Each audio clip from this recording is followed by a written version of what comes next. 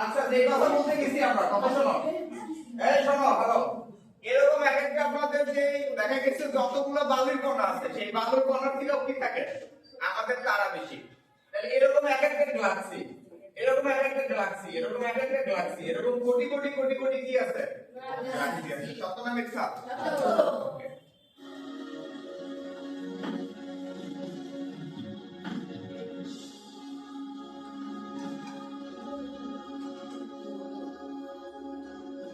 এইভাবে মহাকর্ষের জন্য প্রত্যেকটা বস্তু একে অপরকে নিচের দিকে টানে, আকর্ষণ করে, এবং কি হয় সবাই সবার সাথে আকর্ষণ করে আপনাদের একটা গ্রহ তৈরি করে। কি তৈরি করে? একটা গ্রহ তৈরি করে। আবার তারা টাকলাকে আবার ভাঙে। এরকম কোটি কোটি বছর পরে কি হয়েছে? আমাদের এরকম পৃথিবী তৈরি হয়েছে। কি তৈরি হয়েছে? পৃথিবী তৈরি হয়েছে। তারপরে হচ্ছে এরকম বলা হয় যে দুইটা চাঁদ ছিল পৃথিবী তৈরি হওয়ার আগে। কয়টা চাঁদ? দুইটা চাঁদ ছিল। এই চাঁদ দুটো একজন একজনের সাথে সংঘর্ষ হয়। এটা আপনাদের বিভিন্ন, আপনাদের দেখা গেছে বিভিন্ন রকমের বইতে এটা নিদর্শন পাওয়া যায়।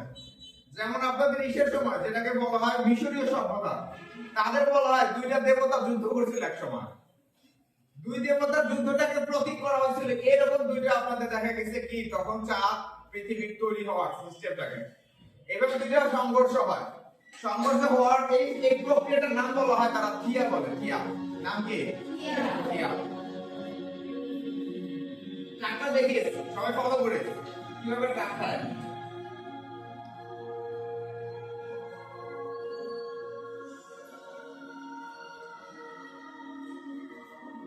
এটা খাইলো, খায় খাইছে। ওকে, এইভাবে ধ্বংসপ্রাপ্ত হয়ে গেল দুইটা জিনিস না, এইভাবে সৃষ্টি হলো দুইটা জিনিস। তারপর হলো সবচেয়ে বড় যে অংশটা হলো, এই বড় অংশটা হলো আমাদের পৃথিবী। আর সবচেয়ে ছোট যেটা, এই ছোটটা হলো কি আমাদের চাঁদ। সত্য না মিথ্যা? বিশ্বাস হয়? ঠিক আছে।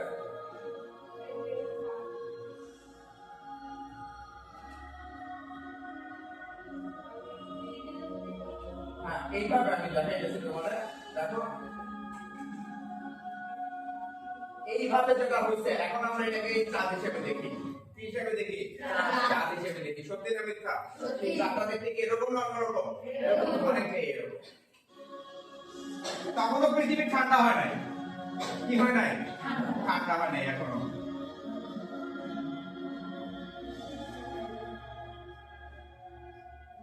এইভাবে কোটি কোটি বছর বৈশাখ, লক্ষ লক্ষ বছর বৈশাখ পৃথিবী এরকম কি হয়? ঠান্ডা হয়। ঠিক আছে? ঠান্ডা হওয়ার পরে সেখানে কি হয়? নতুন করে প্রাণের আবির্ভাব ঘটে, প্রাণী তৈরি হয়। ঠিক আছে? এই যে পৃথিবী একদম কি হলো, কেবল একটু ঠান্ডা অবস্থা প্রাপ্ত হইল। এখন এখানে প্রাণের অস্তিত্ব আসবে। এই প্রাণের অস্তিত্ব গুলোই হচ্ছে তোদের বইতে এখান থেকে শুরু করা আছে একদম। এই যে ডিমোসেন্ট জীবে পড়ছিলাম আমরা, মনে আছে? ক্ষুদ্র ক্ষুদ্র প্রাণী, অণুজীব জগৎ, মনে আছে? এই পৃথিবী যখন ঠান্ডা হবে, দেখো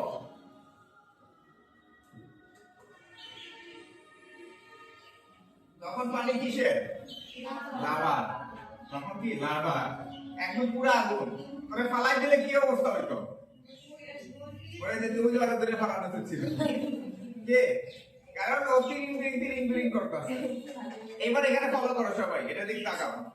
এইভাবে ডিএনএ আবিষ্কার হলো। বিভিন্ন পরমাণুগুলো মিলে কি হলো? ডিএনএ। তার উপরে এরকম চামড়ার আবরণ, যেটাকে প্রোটিনের স্তর বলা হয়। ক্ষুদ্র ক্ষুদ্র অণুজীব তৈরি হলো, শৈবাল তৈরি হলো। শৈবাল পড়ছিলাম, এক্সপাইরোগ্রাম পড়ছিলাম, বলছিলাম সেগুলো কি কালারের হয়? সবুজ কালারের। সিরিয়াসলি এটা কি কালার?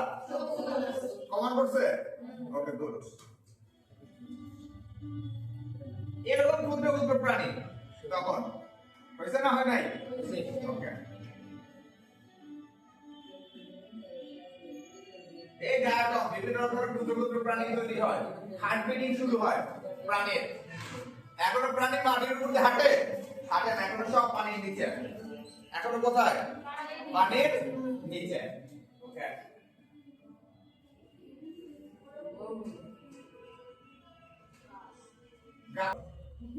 এখন আমাদের এটা শুরুই হয় না এখন পর্যন্ত। এই সেই কথা বলা হচ্ছে এখানে।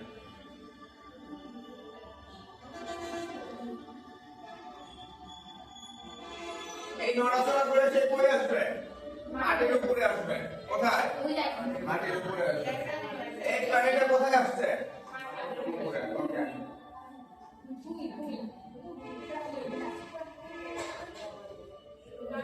এই ডাইনোসর। ডাইনোসর থাকলে যদি এখন থাকতো তাহলে কি হইতো? আমরা পালতাম। আমরা আমাকে পালতো। কি?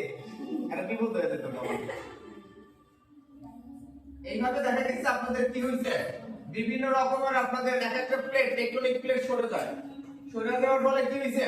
মধ্যে মধ্যে সমুদ্র তৈরি হয়েছে এবং মহাদেশগুলো তৈরি হয়। এশিয়া মহাদেশ আছে না? তারপরে আপনাদের আমেরিকা মহাদেশ আছে না? এগুলো কি হইছে? সরে গেছে। এই সরার ফলে এগুলো তৈরি হয়েছিল। এটা কি? ডাইনোসর। ঠিক আছে? এই যে মহাদেশগুলো তৈরি হয়। আর মধ্যে দিয়ে কি? তখন সমুদ্র। বুঝছি না বুঝি নাই? ওকে। আরো কি আছে এর ভিতরে? হ্যাঁ মনে নেই। বিলুপ্ত হয়ে গেছে কিভাবে?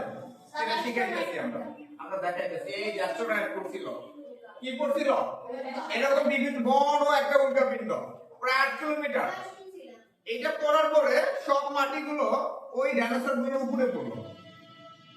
ওকে? এই যে সবগুলো। তখন কি? ডাইনোসর গুলো চাপা পড়লো, গাছপালা গুলো চাপা পড়লো।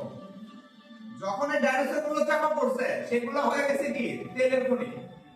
কিসের খনি? তেলের খনি, গ্যাসের খনি। আর যে গাছগুলো চাপা পড়ছে সেগুলো হচ্ছে কি? কয়লার খনি। কিসের খনি? কয়লার খনি। এরপরে পৃথিবী শান্ত হইলো, পৃথিবী ঠান্ডা হওয়া শুরু করলো। এরপরে নতুন নতুন প্রাণী, ছোট ছোট প্রাণী আবিষ্কার হইলো বা তারা নিজেরা অভিযোজন করলো। ঠিক আছে? এরপরে একটা দেখি এই দারুণী গাছের উপর ঘুমাই গেছে।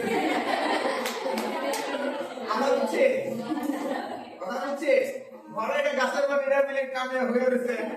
আমার বান্ধব শুনি যে আছে নিচে ওদের যেমন নিচে দৌড়ে গেছে দেখাইতেছি আমরা।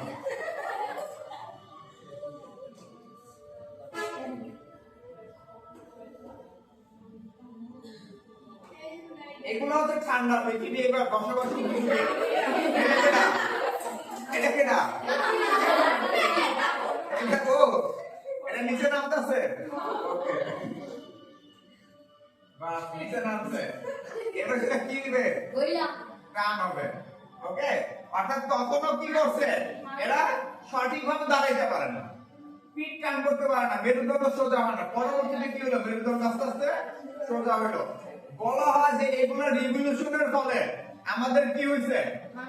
মানুষ তৈরি হয়েছে। এটা বলা হয় সায়েন্টিফিক ভাবে। কিন্তু আমাদের ধর্মীয় ভাবে কি আসলে এটা সত্যি?